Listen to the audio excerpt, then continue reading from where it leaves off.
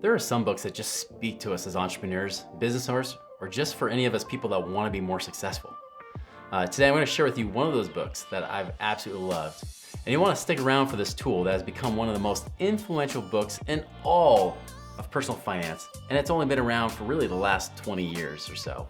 So here are the 3 reasons why I think Rich Dad, Poor Dad by the author Robert Kiyosaki is a game changer and a must read for all those who are wanting to reach any kind of level of success, but especially if you want to reach any kind of real financial success in your life. All right, so number 1 lesson that I got from this. Now, before I get into this, I'll tell you, when I first met Rich Dad, Poor Dad, when I met the book, right? I was like, hey, how you doing? I love you. So when I first met that purple little book of goodness, right? I was actually a financial advisor of all things. Being a financial advisor, one of the great things I got out of it was really getting into personal development. They wanted me to study beyond just what I learned in college. And so they said, you got to read these certain books. And Rich Dad, Poor Dad was one of the top of the list.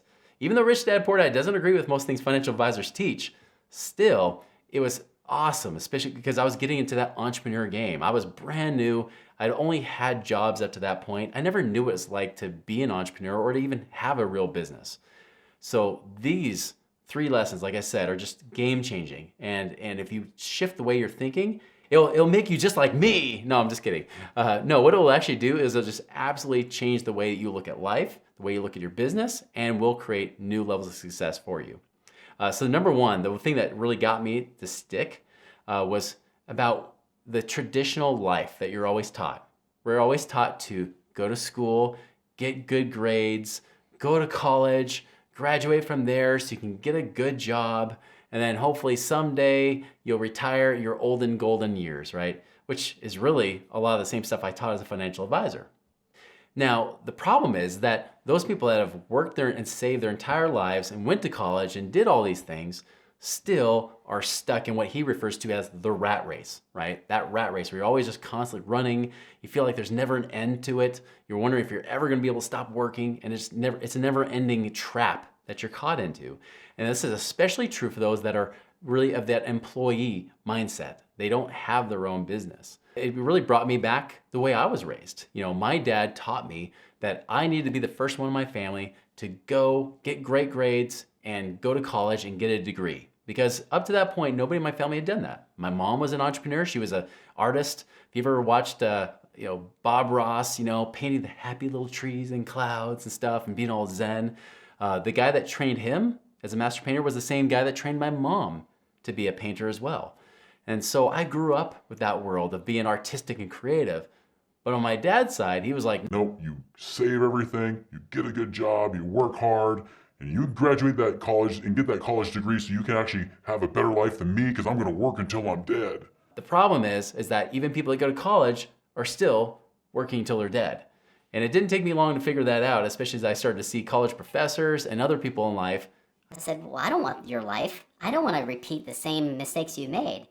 And that's one of the big things that Robert Kiyosaki breaks that mold in. He says, no, it's not about just working a job, saving and going to college.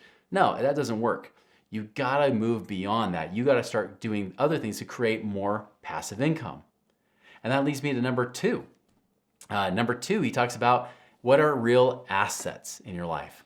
Because for most of us, if we have any kind of assets in our life, it's either like a savings account or a house, maybe your 401k, right? That's pretty much it. But what he says is, nuh-uh, those are not assets. Assets actually pay you money. Assets pay you money, while liabilities, which most people would view as being loans, liabilities take money out of your pocket.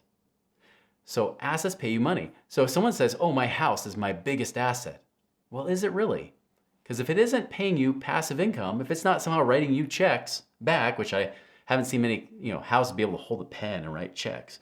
But the point is, if you're not making money from your house, then it's not a real asset. I remember early on when I first read that book, one of my friends, he actually was renting his basement to a tenant and making money off of that house. And that kind of blew my mind, even though I was like, wow, that's kind of great that you're upstairs and they're downstairs. Make sure you stay quiet, especially when you have a kid, or making kids, make sure you stay quiet, right? We don't want to have anything like that happening, but he was getting paid from his house. He was actually earning money from it. While most people just live in their house, they have to pay the payment. And even if they pay off their mortgage, you're still paying your taxes, you still have to pay for the upkeep, you gotta pay for all that stuff. And so remember that assets actually pay you money. If they're not doing it, they're not really an asset in your life. They're really a liability. And then number 3, of course, is his number 1 thing he's always known for is that cash flow creates freedom, right? It's all about the passive income.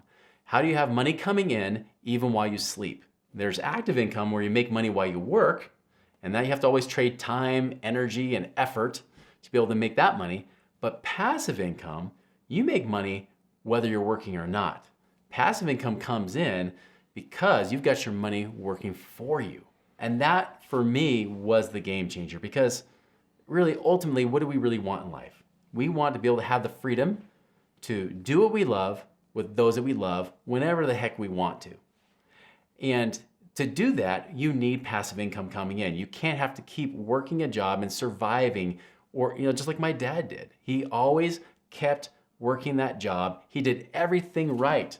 He scrimped, he saved, he was the cheap guy. I mean, seriously, you look up in the dictionary cheap or penny pincher, my dad's picture showed up there. It was bad, right? He was so dang cheap. Like, he wouldn't spend money for squat, I mean, I remember it was a treat when we went to the restaurant called McDonald's. McDonald's. Oh my goodness. Oh, don't even get me started about Wendy's. Oh man. Man, we got cups from Wendy's when I was 7 years old. We used those cups for years before I finally went to Wendy's for the second time when I was 18 years old. That's how cheap my dad was, right? We would not go out to eat at any kind of fast food restaurant because that was too dang expensive. So that's not the kind of life I wanted, but that's what he lived. He saved everything, saved his 401ks, did it forever. And then when I was a financial advisor, what did I have to tell him? Dad, sorry, but you've got 5 years of retirement and then you got to die because that's all you have enough to live on. I mean, that was my big motivation why Rich Dad Poor Dad hit home so much, because I didn't want to live that kind of, paycheck to paycheck sort of life. Live cheap your whole life, delay, don't have the experiences that you want with your family, especially when your family want to have them. I wanted to go hiking with my dad. I wanted to do cool, fun stuff and have new adventures. But he's like, no, I gotta work. No, I can't do that. Like, I'm too old and now I don't have enough energy. When at the time of my life, I'm like, now I got all the energy, let's do it. He wasn't there. He wasn't available. Seriously, such a great dad. He did so many things right, but he did not have freedom because he didn't have cash flow coming in. His focus was all on that traditional mindset of working your job, saving, and having your assets not pay you money. And as a result, he wasn't getting paid, and then it got to the point where he had to work until his 70s before he could finally stop because health wouldn't allow him to work anymore. And at that point, he didn't really have much of a retirement. He didn't have much of a life to live freely. That is why Rich Dad Poor Dad is so important, not just to read, but to actually apply in your own life. You got to do that.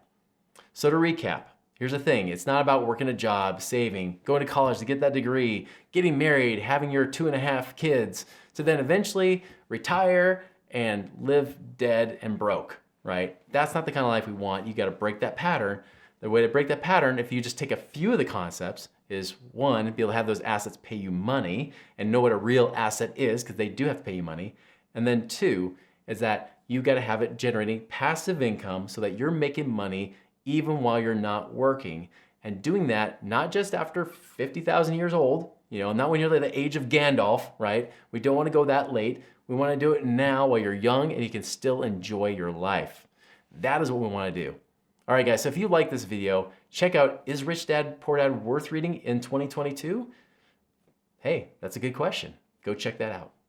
So if you liked Rich Dad Poor Dad, or if you've read it, whether you liked it or not, comment in the video below. I'd love to hear your opinions and your thoughts on that book.